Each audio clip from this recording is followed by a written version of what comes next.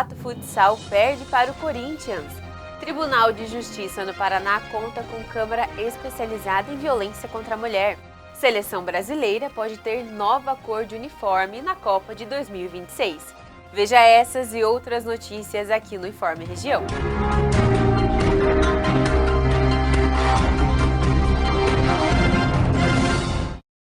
Olá, está no ar mais um Informe Região. Eu sou a Valery Nascimento, seja muito bem-vindo. Vamos às notícias de hoje. Vamos falar de esporte porque o Pato Futsal, que seguia invicto até agora, teve uma derrota. A equipe perdeu contra o Corinthians e agora segue para o próximo confronto. O Pato Futsal acabou derrotado pelo Corinthians por 5-1 nesta segunda rodada da Liga Nacional de Futsal 2025 e a partida foi disputada no ginásio Vlamir Marques, em São Paulo. Com isso, caiu uma invencibilidade de 7 anos do time paranaense contra o time paulista.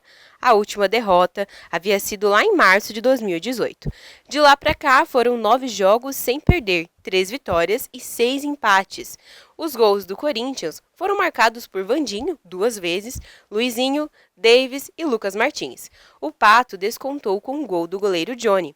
A partida teve um clima especial para o fixo Caio Barros, hoje no Corinthians, que reencontrou o ex-clube onde foi bicampeão paranaense em 2023 e 2024. O jogo também marcou o retorno do Ala Neguinho ao Pato, depois de uma temporada na Rússia, a estreia do pivô Caio, ex-Cruzeiro. O próximo jogo do Pato Futsal será no domingo, às 17 horas, no ginásio Dolivar Lavarda, em Pato Branco.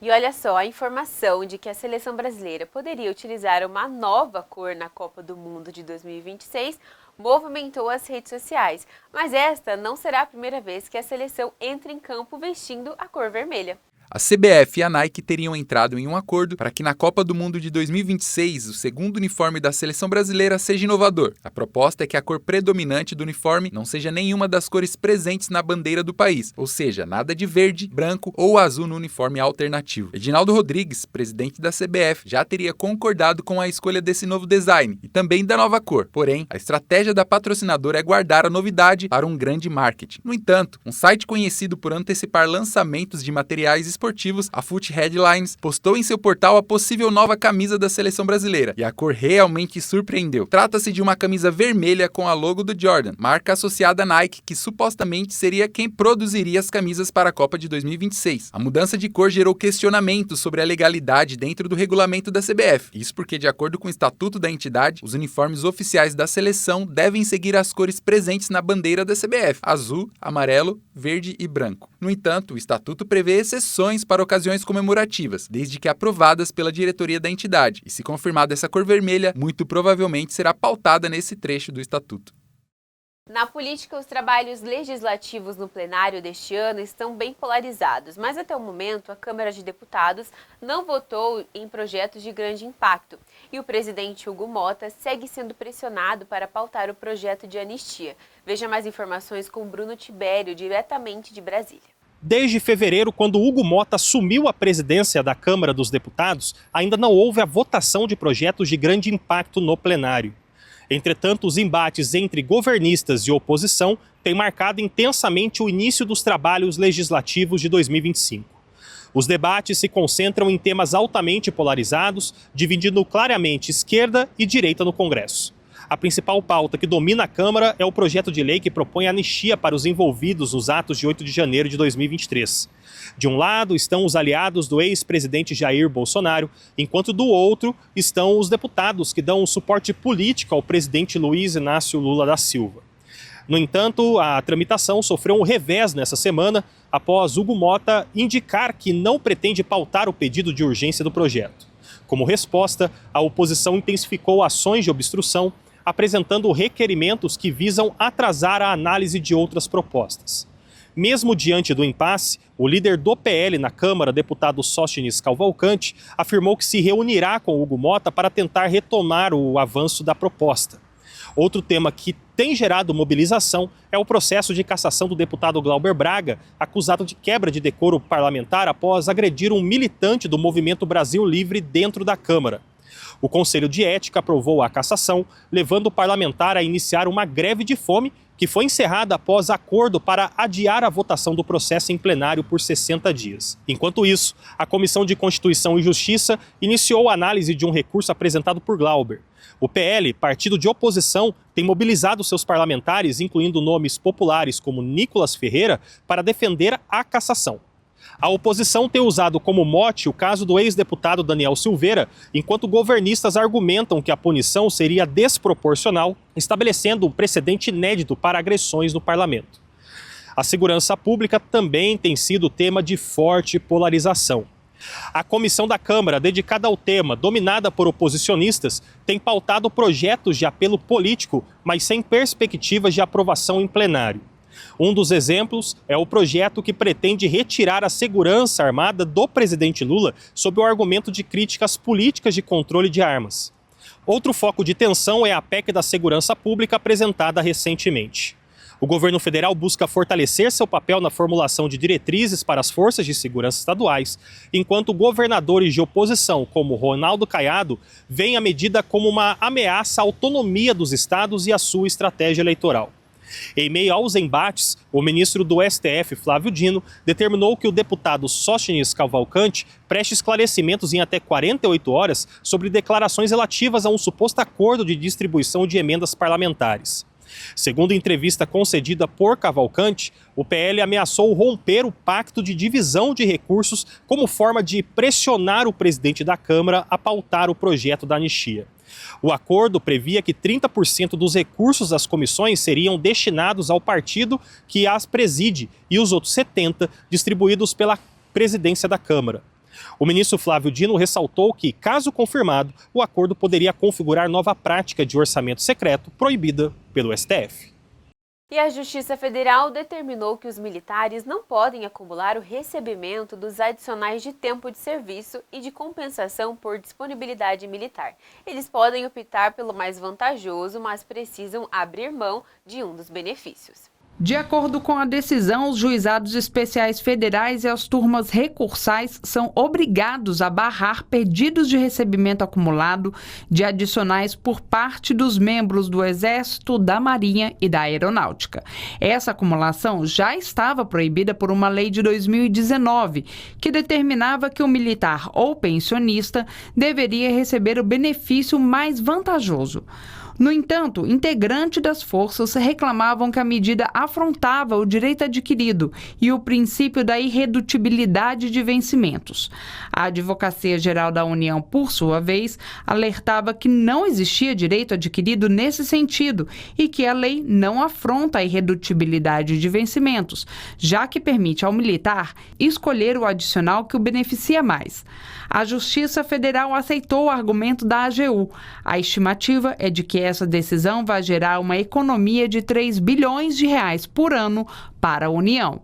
E o Ministério da Previdência Social anunciou um conjunto de ações para combater fraudes relacionadas a descontos indevidos em aposentadorias e pensões do INSS. O ministro Carlos Lupi afirmou que beneficiários prejudicados devem ser ressarcidos e que as irregularidades intensificadas nos últimos anos estão sendo investigadas pela Polícia Federal e pela Controladoria Geral da União. A operação sem desconto já resultou em demissões e afastamentos de dirigentes da autarquia. O Ministério da Previdência Social anunciou a adoção de medidas para combater fraudes em descontos realizados em aposentadorias e pensões do INSS. O ministro Carlos Lupe afirmou que diversas instituições abusaram do sistema e que os beneficiários prejudicados devem ser ressarcidos. Segundo ele, apesar da gravidade dos casos, não se pode generalizar nem acusar sem provas, evitando instaurar um tribunal de inquisição. Lupe destacou que a maior parte dos acordos que permitiram descontos foi firmada antes de 2023, sendo heranças de administrações anteriores. Ele negou a omissão diante das denúncias e disse que, ao perceber que uma auditoria interna não avançava, demitiu em 2024 o então diretor de benefícios do INSS, André Fidelis. As investigações da PF e da Controladoria Geral da União levaram à demissão do presidente do INSS, Alessandro Stefanuto, e apontam que fraudes envolvendo descontos indevidos começaram em 2016, se intensificaram em 2019 e continuaram continuaram até 2024. Estima-se que os valores envolvidos cheguem a mais de 6 bilhões de reais. A operação que apura os fatos, denominada Sem Desconto, também afastou outros diretores da autarquia. Documentos mostram que, em outubro de 2024, Stefanuto solicitou à Polícia Federal informações sobre investigações em andamento para adotar providências administrativas. A resposta enviada meses depois indicou que a PF não poderia fornecer dados, já que a apuração era de responsabilidade de órgãos estaduais. Dirigentes afastados alegam que o pedido demonstra que o INSS tentou agir para conter as irregularidades. De acordo com o Tribunal de Contas da União, uma auditoria realizada em junho de 2024 já apontava falhas em descontos consignados. A CGU, por sua vez, identificou que 72% das entidades investigadas não apresentaram documentação necessária ao INSS, além de oferecerem serviços sem a devida estrutura operacional. A Polícia Federal continua as investigações e determinou prioridade na perícia de celulares e equipamentos eletrônicos apreendidos durante a apuração. Segundo o ministro da Justiça, Ricardo Lewandowski, 12 inquéritos foram abertos para aprofundar as apurações. Os peritos buscam identificar como os recursos desviados foram utilizados, já que carros de luxo, obras de arte e relógios foram encontrados nas buscas. As irregularidades investigadas envolvem associações que cobravam mensalidades de aposentados e pensionistas sem autorização, muitas vezes utilizando assinaturas falsificadas. A devolução dos valores cobrados indevidamente já está em andamento, com o repasse às associações sendo bloqueado e os beneficiários podendo receber o reembolso dos descontos realizados. Sobre as críticas de desgaste político, Carlos Lupe afirmou que continua com a consciência tranquila e mantém diálogo normal com o presidente Luiz Inácio Lula da Silva. Segundo ele, sua defesa do direito ao contraditório para Alessandro Stefanuto no momento da crise gerou críticas, mas foi baseada em princípios constitucionais. Por fim,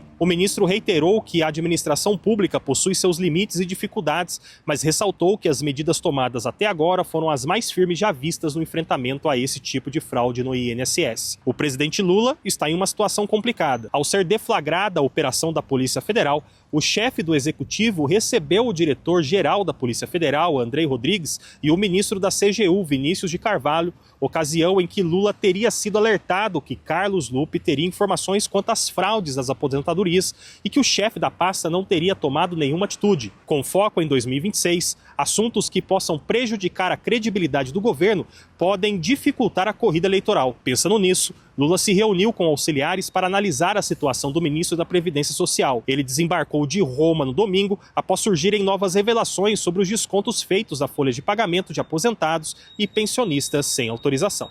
E mudando agora para a educação, foi anunciada a segunda edição do Concurso Público Nacional Unificado.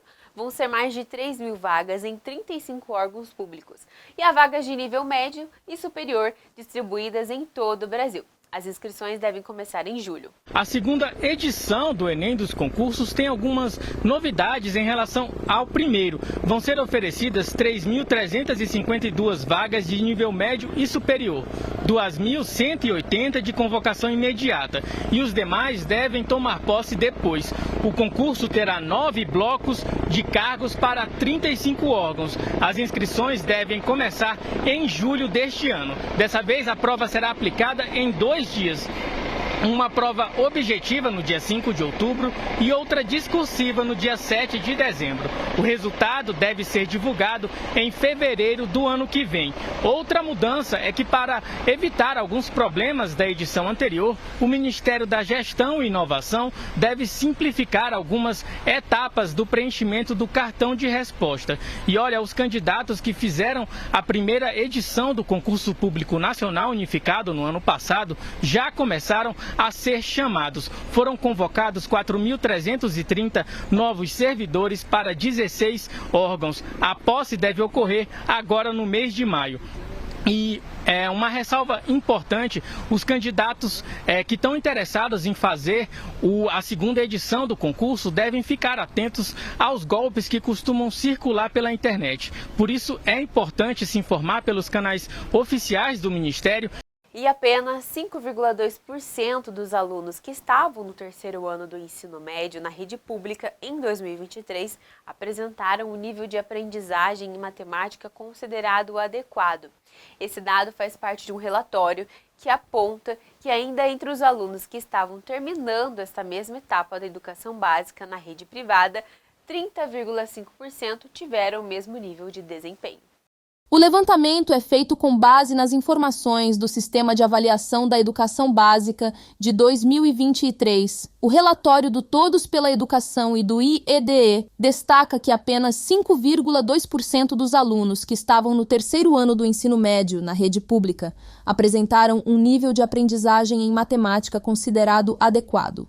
O documento apontou ainda que entre os alunos que estavam terminando esta mesma etapa da educação básica na rede privada, 30,5% tiveram o mesmo nível de desempenho. Apesar do número ter subido em relação a 2021, que estava em apenas 5%, os dados indicam que o nível de aprendizagem de matemática ainda se encontra em patamares de mais de uma década. Já quando a análise é do desempenho em língua portuguesa por alunos do terceiro ano, o resultado é melhor, mas ainda longe do ideal. Cerca de 32,4% dos alunos tiveram um nível de aprendizagem adequado. Apesar de ainda inadequado, o dado ficou acima em relação a 2021, que teve resultado de 31,2%. A análise do IED também revela que as desigualdades educacionais por raça e por renda se agravaram nos últimos 10 anos. A diferença de desempenho em língua portuguesa entre estudantes brancos, amarelos e pretos, pardos indígenas, subiu de 9 pontos percentuais em 2013 para 14 pontos em 2023. Já em matemática, o abismo foi de 6 pontos percentuais para 8,6 pontos. Vamos para um rápido intervalo e na volta a gente fala sobre a inflação de abril e também sobre a novidade, que agora é possível pedir afastamento pelo INSS indo até uma agência dos Correios. A gente já volta.